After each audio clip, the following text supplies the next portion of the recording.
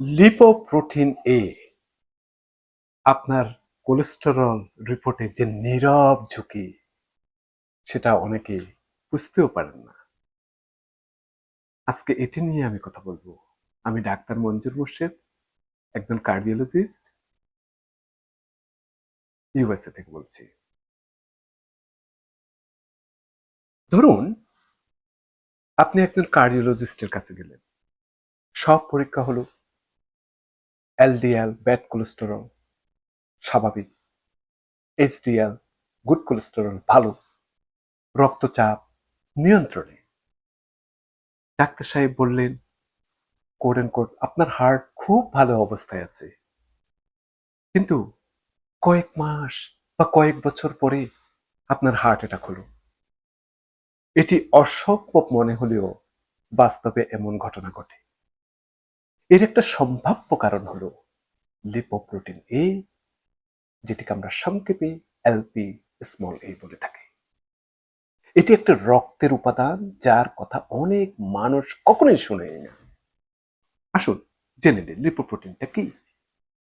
Lipoprotein এ, LP little এ, হলো লিভারের তৈরি একটা বিশেষ ধরনের লিপোপ্রোটিন। এটি এলডিএল খারাপ কোলেস্টেরলের মতোই রক্তে চর্বি বহন করে, তবে এর গায়ে একটা অতিরিক্ত প্রোটিন অ্যাপোলিপোপ্রোটিন এ যুক্ত থাকে, যা এটিকে আরো আঠালো এবং প্রদাহ সৃষ্টিকারী করে তোলে। ফলে কি হয়? ফলে এটি ধমনীর দেয়ালে সহজে আটকে যায়, ওই যে আঠালো, ইনফ্লামেশন, এগুলোর জন্য।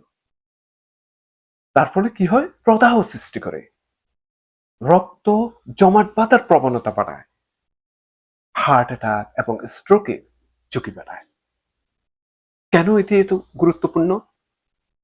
অনেক মানুষের এলডিএল স্বাভাবিক থাকলেও লিপোপ্রোটিন এই উচ্চ মাত্রায় থাকতে পারে। সাধারণত 30 মিলিগ্রাম পার ডেসিলিটার এর নিচে হচ্ছে যে ঠিক, 50 মিলিগ্রাম পার ডেসিলিটারের উপরে থাকলে একটু উচ্চ মাত্রায়, আর 180 মিলিগ্রাম পার ডেসিলিটার বা তার চেয়ে বেশি অত্যন্ত উচ্চ ঝুঁকি। আমাদের এখানে 75 এর যদি নিচে হয়ে থাকে, এটিকে নর্মাল বলা হয়ে থাকে। গবেষণায় দেখা গিয়েছে প্রতি 5 জনের একজনের লিপোপ্রোটিন উচ্চ থাকতে পারে। তো এই লিপোপ্রোটিন এর যদি থাকে বেশি, তাহলে অনেক ঝুঁকি থাকতে পারে। প্রথমে বলবো, এটি জেনেটিক। লিপোপ্রোটিন এ মূলত আপনার ডিএনএ দ্বারা নির্ধারিত হয়, ডায়েট পরিবর্তন করে খুব বেশি কমানো যায় না, ব্যায়াম করলেও সাধারণত উল্লেখযোগ্যভাবে কমে না। তাই জীবনে অন্তত একবার পরীক্ষা করা অত্যন্ত গুরুত্বপূর্ণ। এটি হচ্ছে যে একটা ইন্ডিপেন্ডেন্ট ঝুঁকি থাকে, আপনার স্বাধীন ঝুঁকির কারণ। আপনার এলডিএল স্বাভাবিক, রক্তচাপ স্বাভাবিক, সুগার স্বাভাবিক, তারপরও যদি লিপোপ্রোটিন এ বেশি থাকে, তবে হার্টের ঝুঁকি বেড়ে যেতে পারে। আর কি হতে পারে? এটি ধমনী দ্রুত বন্ধ করে দিতে পারে। লিপোপ্রোটিন এই ধমনীর ভিতর প্লেক জমাতে এলডিএল এর চেয়েও বেশি কার্যকর হতে পারে। ফলে কি হয়?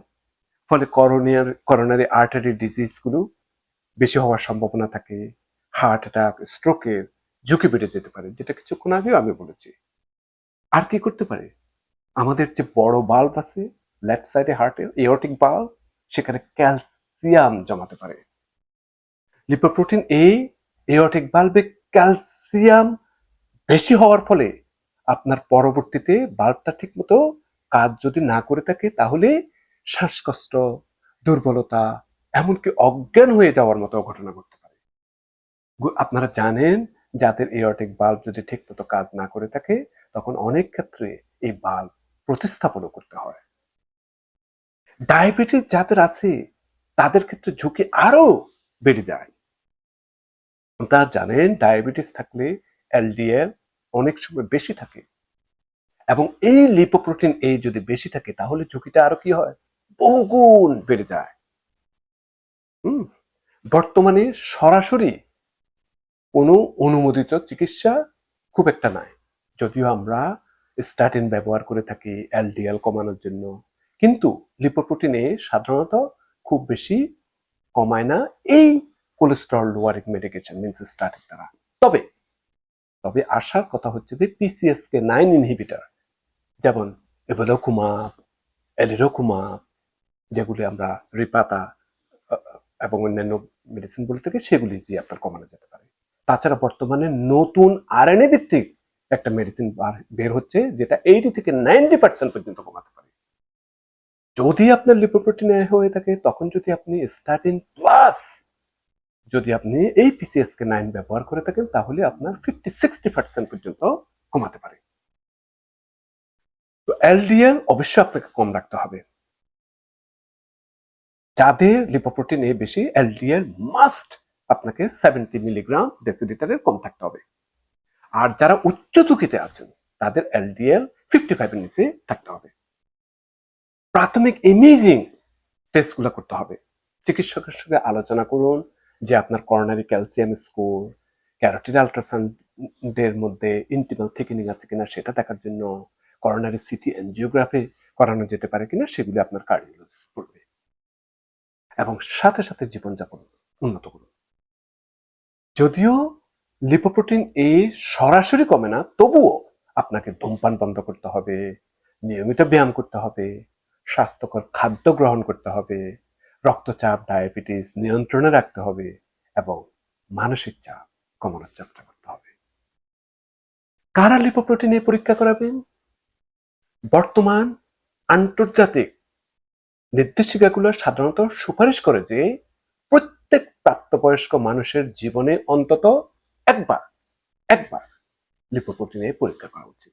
বিশেষ করে কাদের পরিবারে যদি অল্প বয়সে হার্ট অ্যাটাক থাকে, স্ট্রোকের ইতিহাস থাকে, এলডিএল স্বাভাবিক থাকা সত্ত্বেও আপনার হৃদরোগ হয়েছে, পরিবারের মধ্যে হাইপার কোলেস্টেরলেমিয়া আছে, যাদের পরিবারের মধ্যে অনেক কোলেস্টেরল বেশি, তারপর আপনার এওর্টিক ভালভের কথা যে বললাম, সেখানে যদি স্টেনোসিস হয়ে থাকে, মানে খুব টাইট হয়ে যায়, সেগুলি থাকে।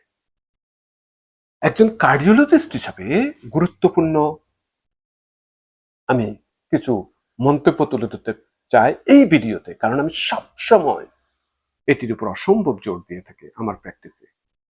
এটি এলডিএল এর চেয়ে প্রায় 7 গুণ বেশি বিপজ্জনক। বাস্তবে লিপোপ্রোটিন একটি গুরুত্বপূর্ণ স্বাধীন জেনেটিক কার্ডিওভাস্কুলার ঝুঁকির কারণ, কিন্তু রোগীর সামগ্রিক ঝুঁকি নির্ভর করে তার বয়সটা কেমন, তার এলডিএলটা কেমন, তার ডায়াবেটিস আছে কিনা, ধূমপান করেন কিনা, রক্তচাপ আছে কিনা, পরিবারের ইতিহাস কেমন, এবং অন্যান্য অনেক বিষয়ের উপর। যদি আপনার রোগীদের মধ্যে অল্প বয়সে করোনারি আর্টারি ডিজিজ থাকে, অস্বাভাবিকভাবে দ্রুত এওর্টিক স্টেনোসিস থাকে, বা শক্তিশালী কোনো পারিবারিক ইতিহাস থাকে, তাহলে লিপোপ্রোটিন পরীক্ষা বিবেচনা করা অত্যন্ত যুক্তিযুক্ত। আপনারা জানেন আমি একজন কার্ডিওলজিস্ট। হার্টের ডিজিজ নিয়ে আমি সবসময় আমার প্র্যাকটিসে শুধুমাত্র আমি হার্ট ডিজিজই দেখি, কিন্তু আপনাদের কাছে নিত্য নতুন অনেক স্বাস্থ্য বিষয়ক কন্টেন্ট আনার জন্য আমি অনেক কিছুই শেয়ার করি। আশা করি আপনারা উপকৃত হবেন।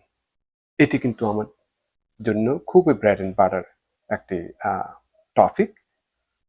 আপনাদের যদি কোনো প্রশ্ন থাকে, দয়া করে আমাকে কমেন্টে জানাবেন, আমার সাথে যোগাযোগ করবেন। আমি আমেরিকান নিউ ইয়র্ক ইউনিভার্সিটি ল্যাঙ্গন হসপিটালের সাথে যুক্ত, এবং new York university Grossman school of মেডিসিনের ফ্যাকাল্টি মেম্বার। যে কোনো হার্ট বিষয়ে প্রশ্ন থাকলে কিংবা অন্য কোনো বিষয়ে যদি প্রশ্ন থাকে, অবশ্যই জানাবেন। আমার আগের চ্যানেলটি, ফেসবুকের যে পেজটা ছিল, সেটি ডিসেবল হয়ে গেছে। এটি নতুন, অনেকে আমাকে হয়তো এখন চিনেন না। আশা করি আপনারা আমার এই নতুন পেজটার সাথে থাকবেন, শেয়ার করবেন। আপনাদের শেয়ার, কমেন্ট, লাইক আমাকে অনেক অনুপ্রাণিত করবে। আপনারা যদি ভিডিওগুলো দেখেন, আমার অনেক ভালো লাগবে। আজকে এই পর্যন্ত। আল্লাহ হাফেজ।